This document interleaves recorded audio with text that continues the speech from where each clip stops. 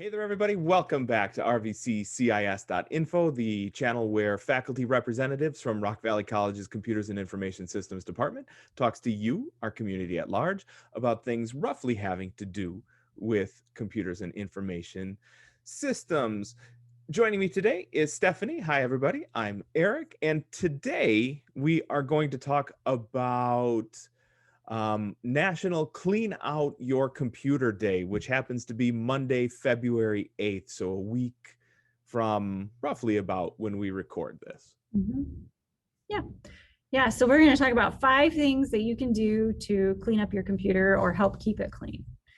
And the number one thing, first of all, that everybody should do is back up your computer. And you should back up not only items that you save to the cloud, because you never know when you can't get to the cloud. Right. You should back it up to like an external drive or whatever. And if it's really important, you back it up to an external drive and then you put it in like a fire safe box or somewhere off site. Yep. If it's super duper important. If it's pictures, like family pictures and stuff that are saved digitally, it's fine just on a hard drive, I suppose. Yeah, I do. For all the picture stuff, I just use Google Photos. And because I'm a gravy on the icing kind of guy, I do both Google Photos and Amazon Photos. They're both free, and I actually pay a little bit more for the extra storage. So I do the full resolution backup stuff because whatever. I'm an idiot with my money. That's why. So that way, at least all the pictures are secured. Another great way to do a backup of all of your stuff is to remember that if you are on a Windows PC, you may not have turned on backup and restore. It is built right into the Windows operating system. All you have to do is hit the Windows key and say backup, and it should be the first thing that pops up, rather, is backup and restore. So that way it's not like a get out of jail free card in case something goes wrong, but it gets pretty close. Yep. Yeah. And like Eric was saying, when you type in backup into the Windows box, the first thing that pops up is the backup settings.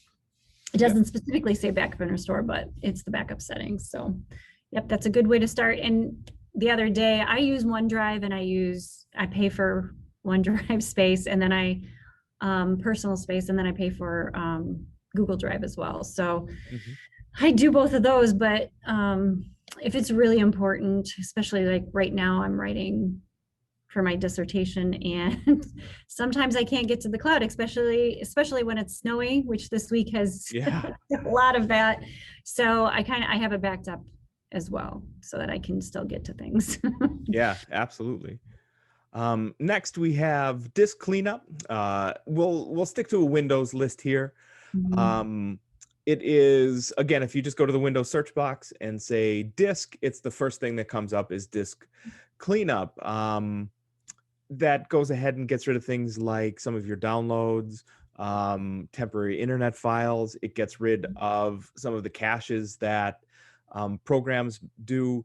The last time I ran this on my Surface Pro, Surface Pro, it got 4 gig worth of stuff, which is not insignificant because it only started with 90 gig worth of its 128 gig hard drive available. So I got like 1 out of 20 back, which wasn't really bad. So disk cleanup.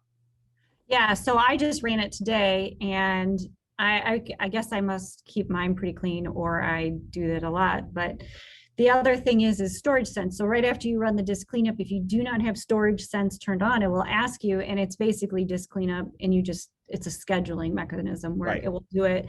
Like you can have it do it daily, which you don't necessarily need, but you can do it weekly or monthly, depending on how much you use the computer. Like Eric probably doesn't use his Surface very often. Weekly or monthly would be fine. Right. Yeah, my new Windows laptop I use more often. But even then, I just have storage sense turned on for once a month. But I will say, because I use that laptop for these videos occasionally or class videos, Adobe Premiere makes a bunch of these little files here and there, and you can have StorageSense, that's the one. Go and call some of those. Those can be pretty big.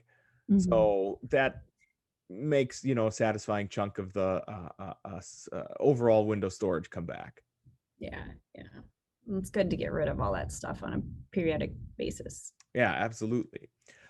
Next is one of my favorite pieces of software to tell Windows users about. It is called CCleaner. It stands for crap cleaner, and it cleans out the crap. You really only need the free version. They do have a paid version, which is essentially a scheduler again. But as long as you're, you know, cognizant of it, you can just run it yourself every so often, and there you go. It does almost exactly the same thing as StorageSense does now, but it also goes through and looks for uninstalled programs to remove from the registry, things of that nature. So it goes a little bit deeper, and it's still free. So that would be Jim Conley approved.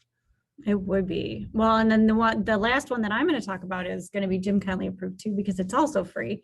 And it has been one of my go-tos for years and years.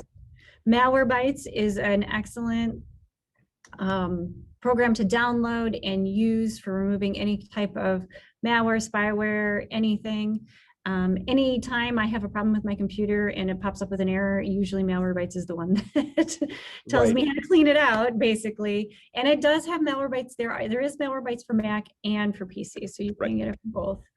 And they also have, actually, I was just telling Eric this today, they have a pretty decent podcast that's not too complicated that you can listen to as well. So Malwarebytes will remove anything unwanted that you need. So that's a good one to download and use.